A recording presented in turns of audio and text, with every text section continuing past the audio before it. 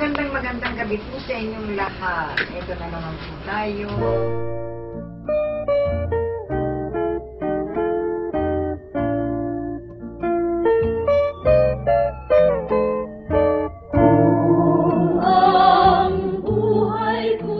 Sa loob ng kalahating siglo, bukang bibig ng marami ang pangalang Tia Deli.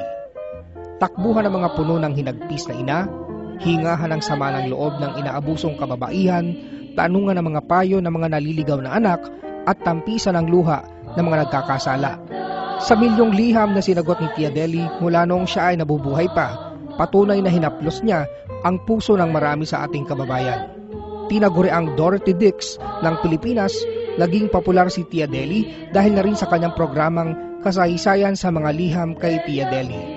Oktubre 6, 1953, unang nagsahimpapawid sa DZRH ang programang ito ni Tia Deli na naging kapanapanabik sa nakalipas na mga henerasyon na kasabay ng bawat pamilyang Pilipino sa kanilang pananghalian. Dumating pa sa punto na isinapelikula ang palatuntunang Mga Liham kay Tia Deli noong 1958 kung saan pinagbidahan ng mga bituin sa pinilakang tabing na sina Corazon Rivas, Ben Perez, Luis San Juan, Cielito Legazpi, Chiquito, Renato Robles, Max Alvarado at iba pa ang dulang panradyo. Isang pagpupugay sa makulay na buhay ng unang ginang ng radyo sa Pilipinas, Tia Deli Magpayo. Ito inyong Tia Deli, nagpapaalam na sa iyo,